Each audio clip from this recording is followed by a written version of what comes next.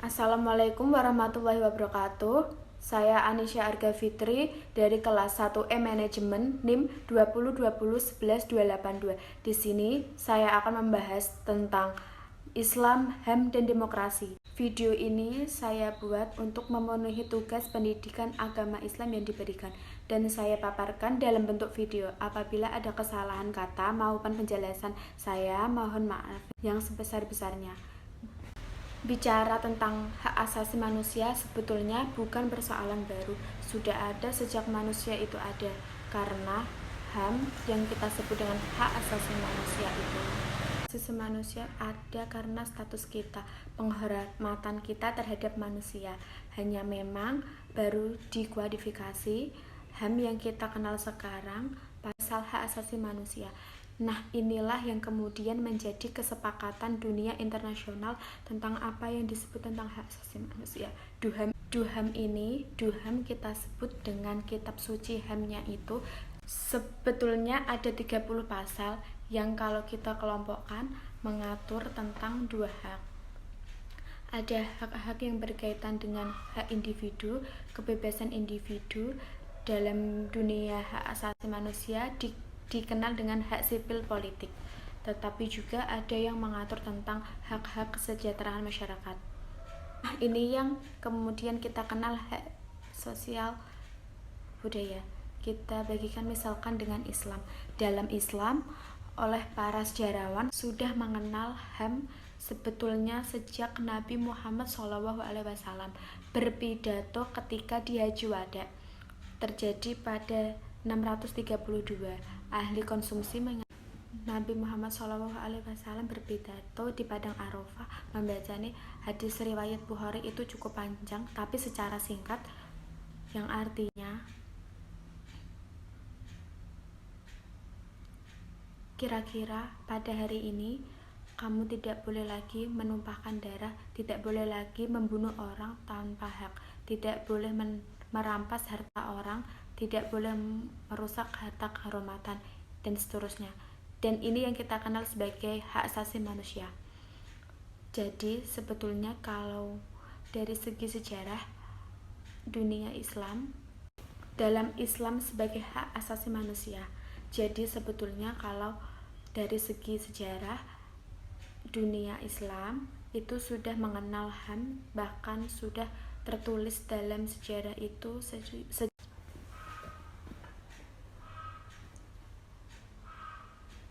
Rasulullah pernah bersabda, barang siapa merampas hak asasi seorang muslim maka dia akan berhak masuk neraka dan haram masuk surga. Disebut dengan hak untuk hidup. Dalam Islam dan dalam bentuk hak asasi manusia itu tidak boleh membunuh dan tidak boleh menghilangkan nyawa orang. Bahkan dalam Islam sangat tegas. Jadi misalnya dalam Al-Quran, siapa yang membunuh manusia tanpa alasan, maka itu sama dengan dia membunuh seluruh umat manusia. Ada semacam pameo, misalnya boleh membunuh satu orang itu menyelamatkan banyak orang. Dalam konteks hak asasi manusia sebetulnya tidak boleh. Kita mau menyelamatkan satu nyawa itu sama menyelamatkan seluruh umat manusia.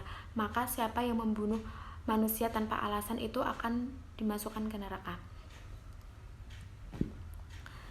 Itu satu. Dan yang kedua itu ada yang disebut dengan keturunan atau mempunyai keturunan. Dan yang ketiga biasanya kita sebut hifdzul akal. Hifdzul akal itu kalau dalam hak asasi manusia disebut dikenal dengan hak untuk berpendidikan dan mendapatkan pendidikan. Dalam Islam itu semua orang diberi peluang yang seluas-luasnya, akses yang seluas-luasnya untuk menuntut ilmu, tidak membedakan laki maupun perempuan, jadi tidak ada diskriminasi. Yang keempat itu biasa disebut hijrul mal. Hijrul mal itu hak tentang kepemilikan orang lain, karena Islam itu indah sekali bagaimana kita menghargai kepemilikan orang lain. Apa yang membuat pelanggaran hak asasi manusia di Indonesia ini masih saja marak. Lazim perundang-undangan di Indonesia ini pelanggaran hak ini kan menjadi kira-kira struktur kepemilikan hak rakyat. Lalu kemudian pelaksanaan pembunuhan pemenuhan hak itu ada pemerintah, yang mengawasi itu Komnas HAM, kira-kira begitu. Maka ketika misalnya kebebasan ada orang beragama kemudian dibubarkan, maka Komnas HAM selalu meminta untuk hadir artinya melindungi hak-hak dasar warga negara supaya mereka mempunyai kebebasan untuk mengamalkan kewajiban untuk warga negara, supaya mereka punya kebebasan untuk mengamalkan kewajiban untuk berlindungi, kewajiban untuk menegakkan, kewajiban untuk memajukan, termasuk memenuhi hak-hak dasar warga negara. Itu utamanya menjadi kewajiban pemerintah. Jadi sebetulnya ketika ada pelanggaran, kemudian kita kemudian meminta negara untuk hadir, apa yang harus kita lakukan agar kita bisa menghormati hak asasi orang lain dan bisa hidup selaras.